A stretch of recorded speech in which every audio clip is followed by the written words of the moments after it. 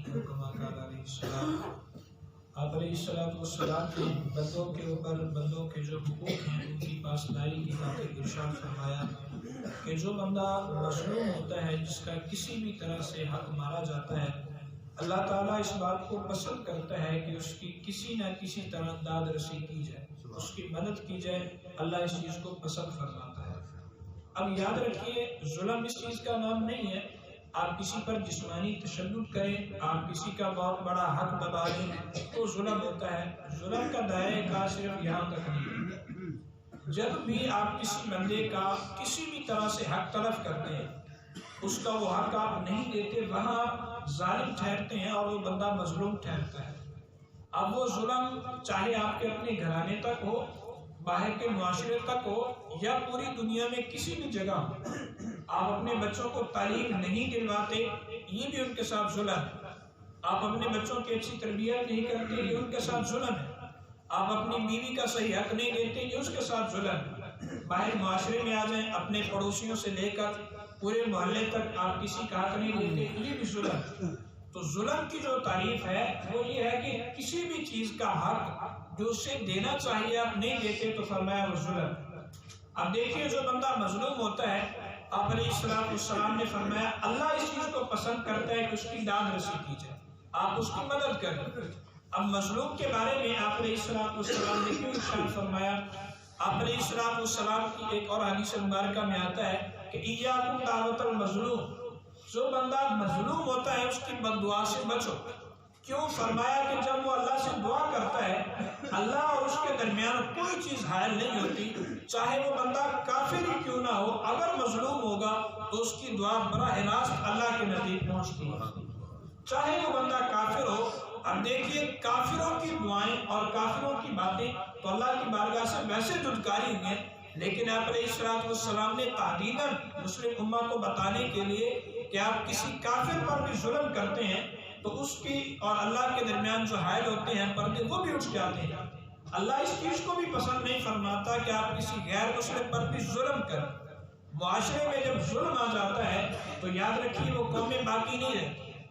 اللہ رب العزت اس چیز کو تو پسند کر لیتا ہے کہ کفر پر ریاست قائم رہے اور کفر پر کوئی چیز باقی رہے، لیکن ظلم برداشت نہیں کرتا۔ آپ دیکھیے فرعون کتنا عرصہ حکمرانی میں رہا، لیکن جب تک وہ ظالم نہیں بنا تھا تب تک معاملات صحیح چلتے رہے، اور جب اس نے ظلم کرنا شروع کیا تو اللہ نے اسی کو غرق کر دیا اور پانی میں ڈبو کر مار دیا۔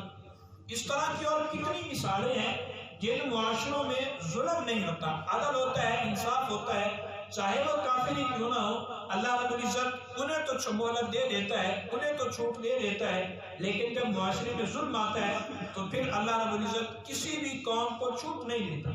چاہے آپ چھوٹے طبقے میں کسی پر ظلم کرتے ہیں، چاہے آپ بڑے طبقے میں کسی پر ظلم کرتے ہیں، چاہے آپ کسی کی وجہ سے ظلم کرتے ہیں یا اپنی ذات کی وجہ سے ظلم کرتے ہیں، آپ علیہ السلام نے فرمایا سب سے بدترین وہ آدمی ہے جو کسی کی دنیا کی خاطر اپنی آخرت برباد کرتا ہے، یعنی کسی کو خوش کرنے کے لیے کسی پر ظلم کر رہا ہے، فرمایا وہ کائنات کا سب سے بدترین آدمی ہے۔ پھر حضرت عائشہ صدیقہ رضی اللہ تعالیٰ عنہ آپ فرماتی ہیں کہ اللہ کے ہاں جو نامے اعمال پیش کیے جائیں گے وہ تین طرح کے ہوں گے۔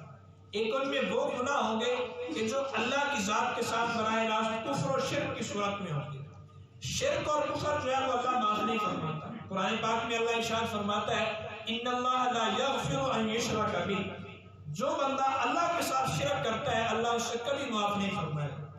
دوسرا فرمایا وہ معاملات ہوں گے جو بندوں کے آپس میں ہوں گے، کسی نے کسی کا حق مار رکھا ہے، کسی نے کسی پر ظلم کر رکھا ہے، تو آپ علیہ السلام نے فرمایا یہ بھی اللہ معاف کبھی نہیں فرمائے گا جب تک کہ وہ بندہ خود نہ معاف کرے۔ تیسرا فرمایا وہ حقوق ہوں گے جو بندے اور اللہ کے درمیان ہوں گے، بندے نے کہیں کوئی غلطی کی ہے، کوئی چھوٹا موٹا گناہ کیا ہے، کوئی نافرمانی کی ہے، تو آپ علیہ السلام نے فرمایا وہ تو اللہ بخش سکتا ہے، اپنی رحمت کے صدقے معاف فرما سکتا ہے، لیکن جو بندوں کے آپس کے حقوق ہیں وہ اللہ تعالیٰ معاف نہیں فرمائے گا جب تک کہ بندہ نہ معاف کرے۔ ہم ان چیزوں میں احتیاط تو نہیں کرتے، نمازیں بھی پڑھتے رہیں، روزے بھی رکھیں، حج بھی کریں، زکاتیں بھی دیں، لیکن لوگوں کے حقوق کی پاسداری نہ کریں، اور لوگوں پر اگر کہیں ظلم کے مرتکب ہوتے ہیں تو یاد رکھیے اس پر بڑی سخت پکڑ ہونی ہے۔ آپ علیہ السلام نے اتنا تاکیداً فرمایا کہ مظلوم کی بد دعا سے بچو، اگرچہ وہ کافر ہی کیوں نہ ہو، اس پر بھی ظلم کرنے سے بچو۔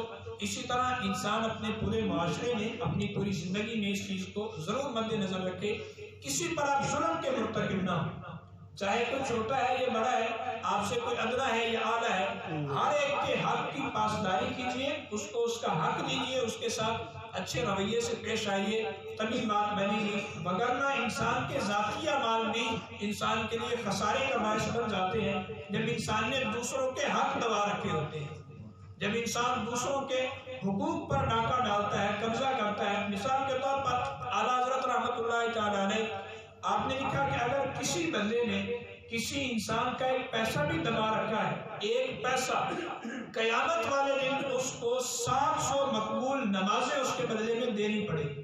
اب ایک پیسہ کتنا ہوتا ہے؟ روپے کا بھی 100واں حصہ ہوتا ہے، یعنی کسی کا آپ اتنا سا بھی حق مارتے ہیں تو آپ کے ذاتی اعمال بھی اس کے کھاتے میں ڈال دیے جائیں گے اور آپ کی وہ نیکیاں بھی چھین لی جائیں گی۔ تو آپ دیکھیں ہم تو کتنے لوگوں سے قرض لے کر دینے بھول جاتے ہیں، اسی طرح اور کتنے حقوق ہیں کہ جو ہم لوگوں کے دبا لیتے ہیں اور لوگوں کے حقوق سلب کر لیتے ہیں۔ اس چیز کی طرف توجہ دینے کی ضرورت ہے، کسی کا حق نہ دبائیں، اپنا آپ کوشش کریں، کوئی دباتا ہے اسے دبانے دیں، اللہ نے اسے پکڑ کرنی ہے، آپ کسی کے حق کے مرتکب نہ ہوں، کسی کا حق نہ دبائیں، کیونکہ حقوق پر جو پکڑ ہونی ہے وہ بڑی سخت ہونی ہے۔ اللہ رب العزت بھی اس وقت تک معاف نہیں فرمائے گا جب تک جس انسان کا آپ نے حق مارا ہے وہ نہ معاف کر دے۔